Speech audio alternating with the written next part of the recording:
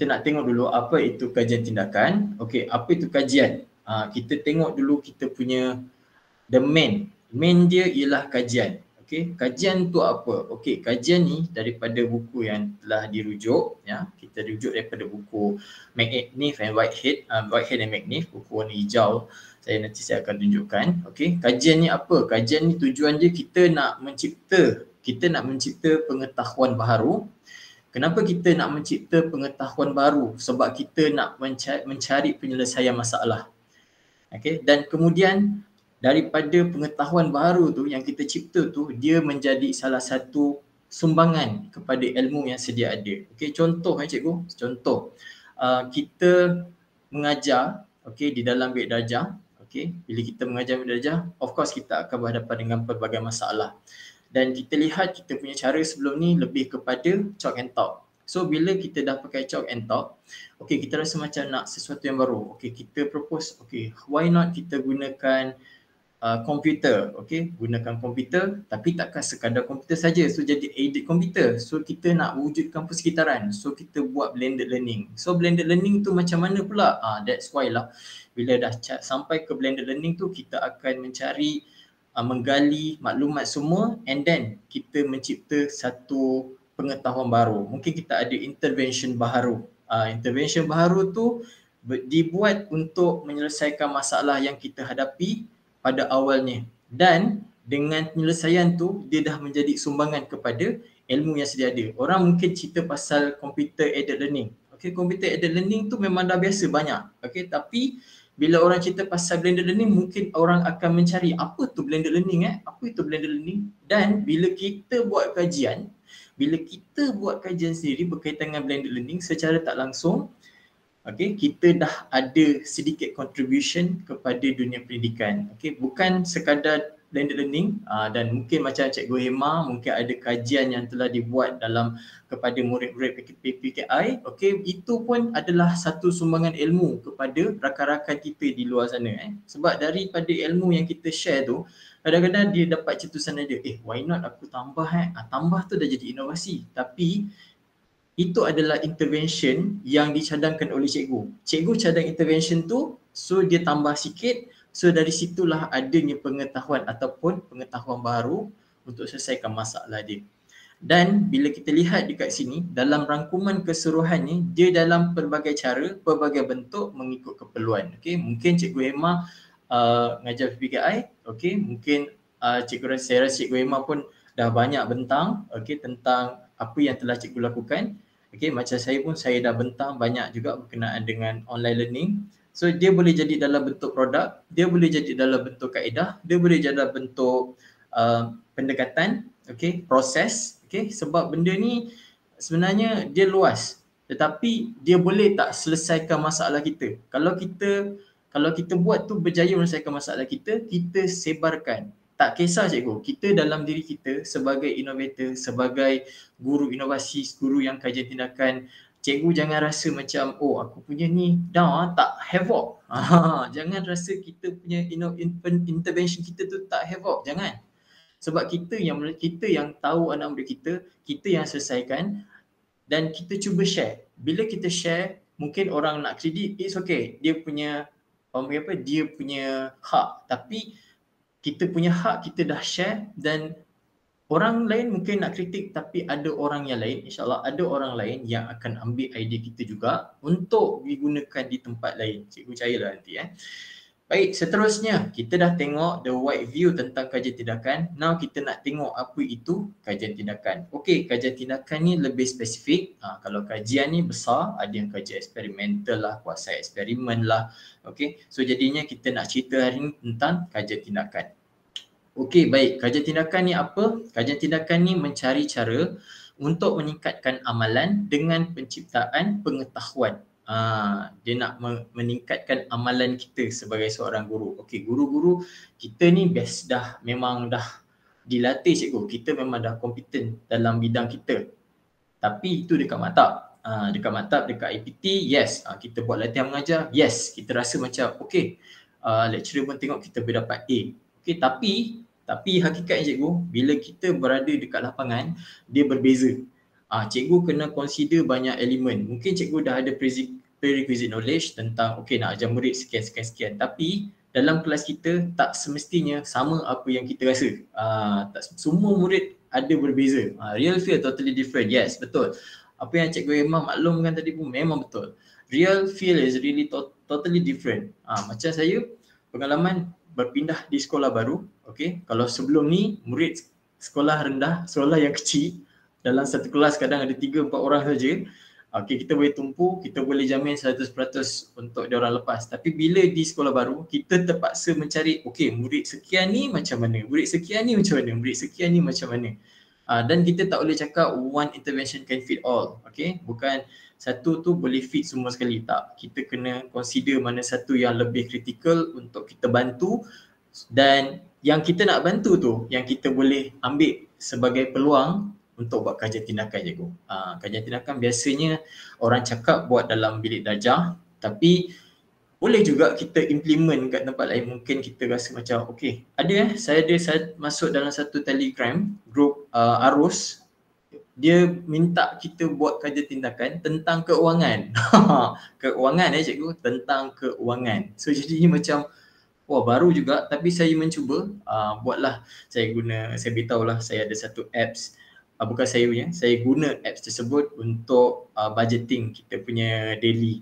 So jadinya kat situ kita boleh tengok different bila kita pakai tu, berapa total kita keluar, and then bila kita guna tu kita lebih aware je menyebabkan kita punya motivation, and then apakah result dia macam tu. Okay, tapi still kalau pendidikan keuangan tu pun boleh kita buat kajian tindakan.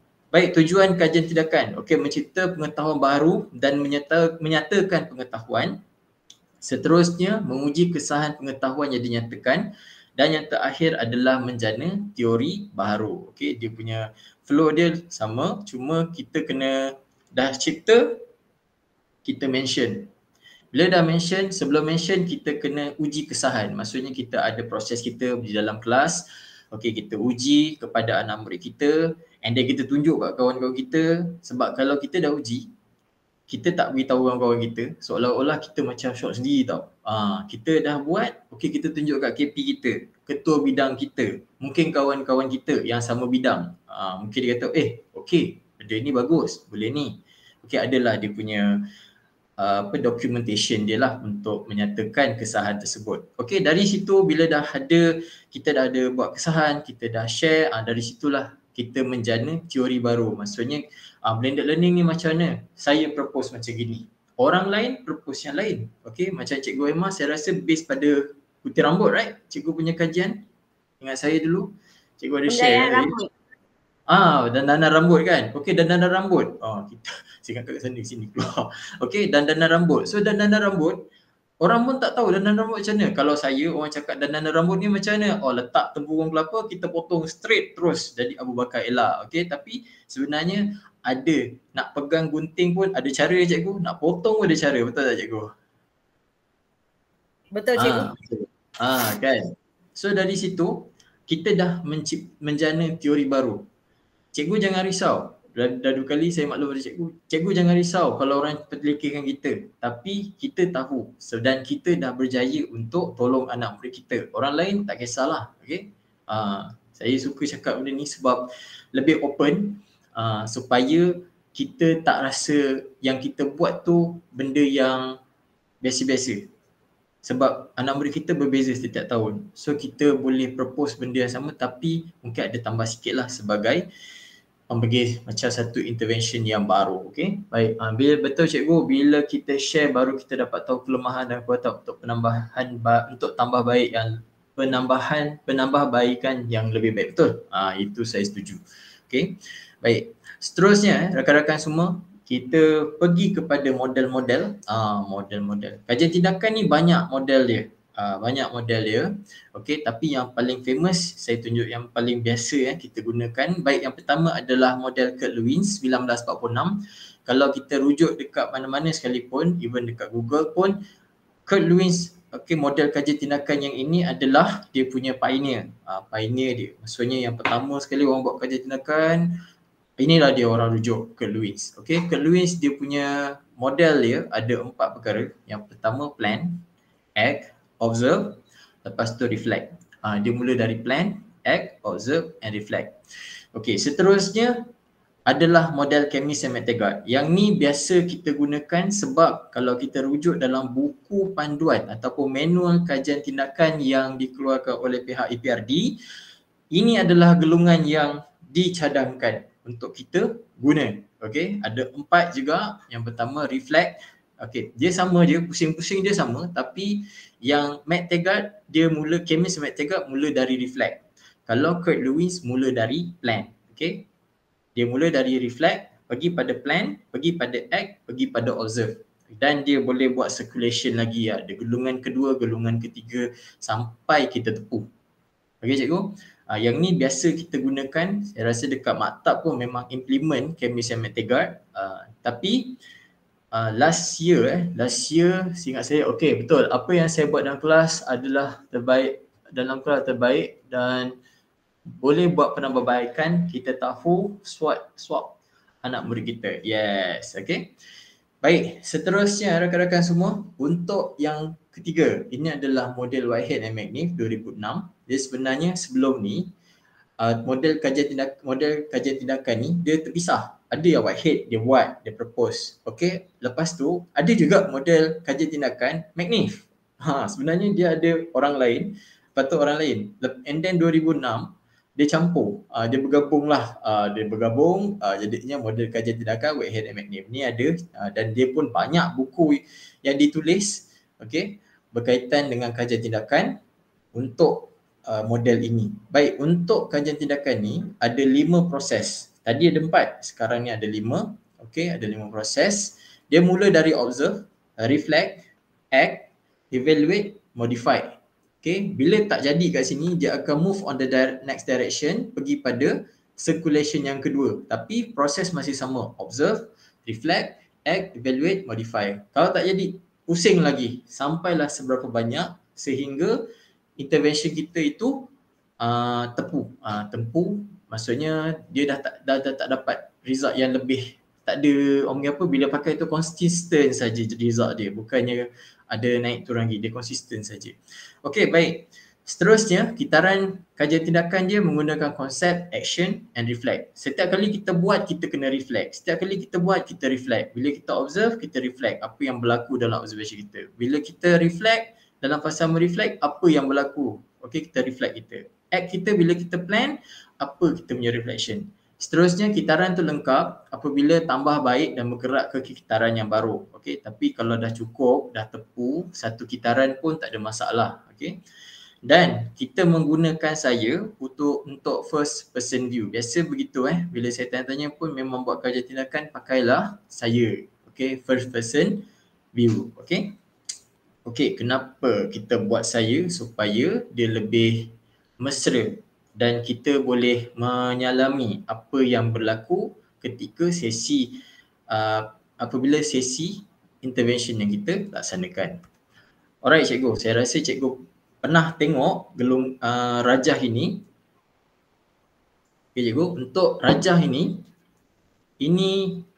kita dapat lihat dalam pembentangan. Saya ingat setiap daerah di semua negeri dia akan share rajah ini pada tahun lepas. Okey, tahun lepas ke 2 tahun lepas. Okey, ini adalah yang terkini.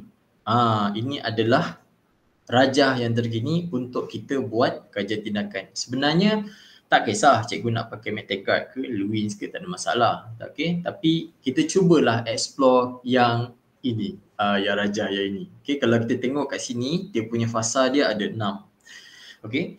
Bila kami lihat benda ni, okay, first thing, ini ada cerita bila saya first time tengok benda ni dengan kawan-kawan, semua tepuk kepala macam, ini model apa ni? Tak pernah tengok. Okay, model apa ni? Tak pernah tengok lah. Pening kepala. Sekali, okay lah, kita review. Okay, nampak macam sama macam Whitehead dan McNiff. Okay, tapi ini adalah proses kajian tindakan. Okay, baik, kalau kita lihat dalam proses kajian tindakan ni, okey, ada perhati, ada reflect, ada rancang, ada bertindak, lepas tu perhati, mereflect. Okey, baik. Dalam setiap fasa ni ada proses dan juga aktiviti yang kita laksanakan.